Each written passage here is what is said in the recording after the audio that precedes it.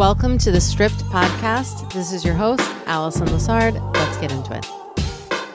Hello, love. Welcome back. So this episode is a reminder, a little loving fire under your ass. This is for anyone who's ever dimmed it down, overgiven to prove themselves, or waited to be validated to your own detriment. This one goes back to my former life, past life in the healing arts. And a friend of mine who said this to me, and it just stuck indefinitely in my mind. Compliments don't pay your bills. And let's talk about how this is a metaphor for life in general. This goes way beyond business. So let's start with a little story. Years ago, I was talking to a friend who was also in the wellness industry, and this particular person was in very high demand in their line of work. And we were just talking about how people would go, and this was a luxury wellness industry. So we were working with people that had plenty of money. So this had nothing to do with cash. And these people will go on and on and on about praise and flattery. But sometimes when it came down to just paying those premium rates, which were competitive ones at the time, like a lot of times they'd go ghost or they suddenly like change up their tune. And I just remember this person looking at me and being like, compliments don't pay my bills. And I was like, that is so true. It was blunt, but it was so true, right? Because praise without like equal exchange is just kind of like energetic junk food. You feel flattered, but you're still hungry. And again, this is so much bigger than business. So let's zoom out. This isn't just about entrepreneurship. In this case, we were both entrepreneurial and also, like working in this luxury wellness industry where people love to blow smoke up your ass, but it's just like, you know what? Spare me. Spare me all those details and let's get just down to business.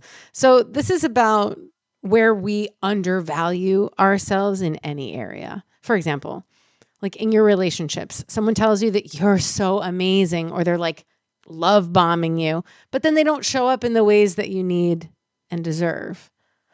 Or in work, like in your career, you're apparently, quote unquote, irreplaceable, but somehow you're still stuck in the same underpaid role. You're not getting promoted. Maybe you even see other people who aren't as talented or as deserving rising in the ranks.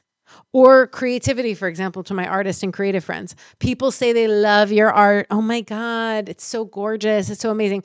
But they like don't support or invest in it. Okay, then you start questioning your value, right? You're like, should I lower my rates? Like, am I expecting too much in my business and my relationships? Am I just too much? No, babe. Again, you're probably just trying to prove your worth. Like you're undervaluing yourself because you learned this somewhere, right? This scarcity seed was planted long ago. And you think that by, again, overextending, overgiving, trying to be everything to everyone, kind of like jack of all trades, master of none. Lol.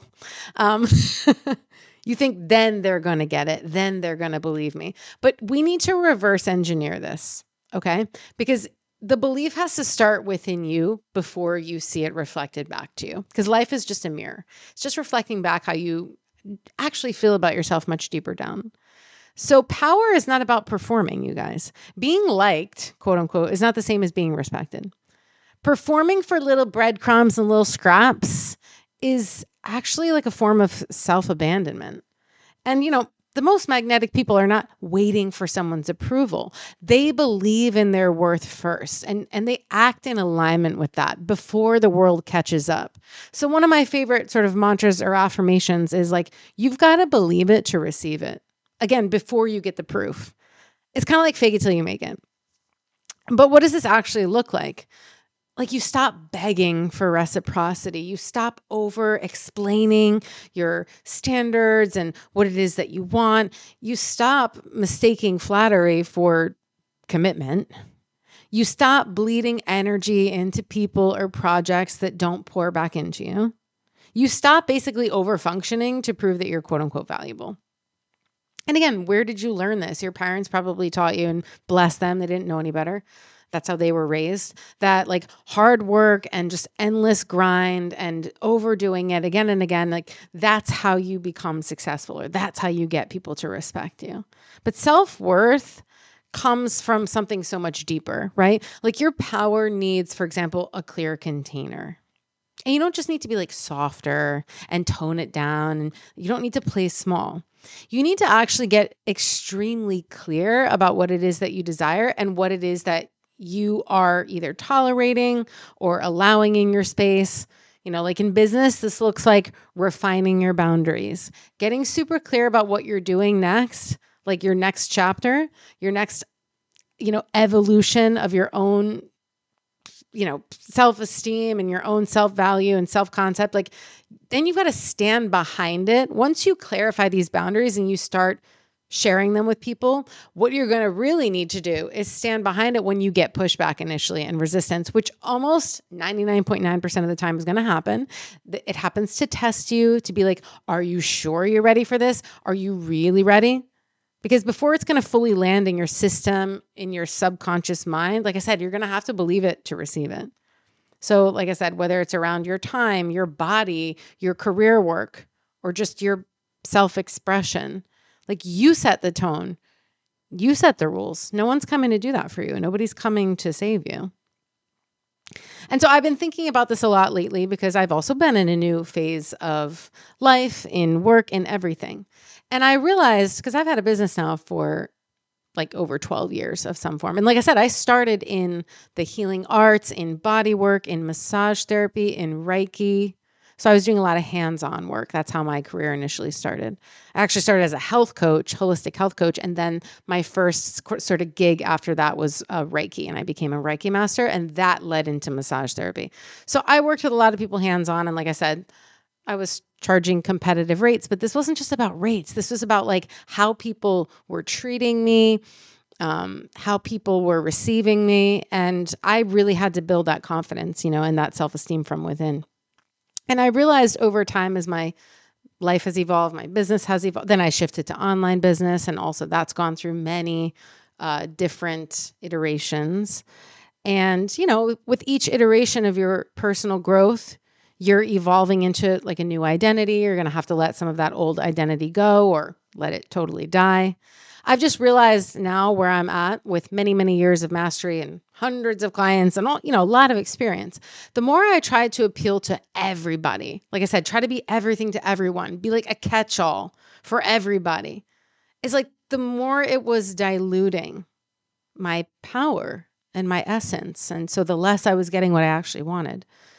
For example, like deep intimacy, which is a core pillar of my work, is something that's built over time. It's not owed to somebody like upfront. You don't just owe somebody that. Like it's all, and I don't like to use the word earned per se, but it's just an example. Like you don't need to just go 150% right up front because you're trying to like form some type of false connection by overextending, like I said, and overgiving. Sometimes it's about creating boundaries and it's more of like a slow burn and you build devotion over time and deeper commitment. And from there, people show up in a certain way. You're like, okay, now you're ready to go to that deeper place. It's kind of like, have you ever formed that? This used to happen to me in the past. It doesn't happen now because I'm pretty aware. But you know how like some people form a bond over like their like most traumatic events in their life, and they start like bonding with a person like on the first date, or like you meet a new friend and they almost like trauma dump and tell you all of the awful things that happened to them because they're trying to like almost overshare and share too much right up front as a way to create like almost a false sense of intimacy. I should probably do another episode about this, but I'm just using that as an example of like needing to refine your boundaries and that's okay. And actually having a little mystery and a little bit of intrigue and having people, work for that a little more is not necessarily a bad thing at all. So I'm actually building a new space. I have had a membership several years back, and I ran that for a few years. But I'm building a new type of space now, and it reflects this new vibration. So it is more private. It is more exclusive. It's definitely devotional. It's not for everyone. It's definitely not mainstream. That's the point. It's niche.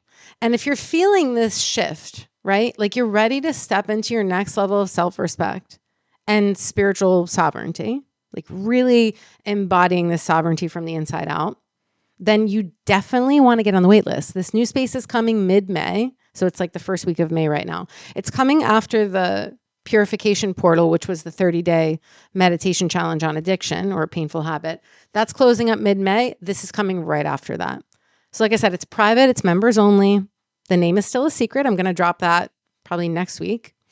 And like I said, this one's for the spiritual rebels. Think like magical mystery school, like sexier Hogwarts, Harry Potter, or like a coven meets, but it's not just for women. This is going to be a co-ed space, meets like spiritual speakeasy, AKA it's by invitation only. Like you need the so-called password.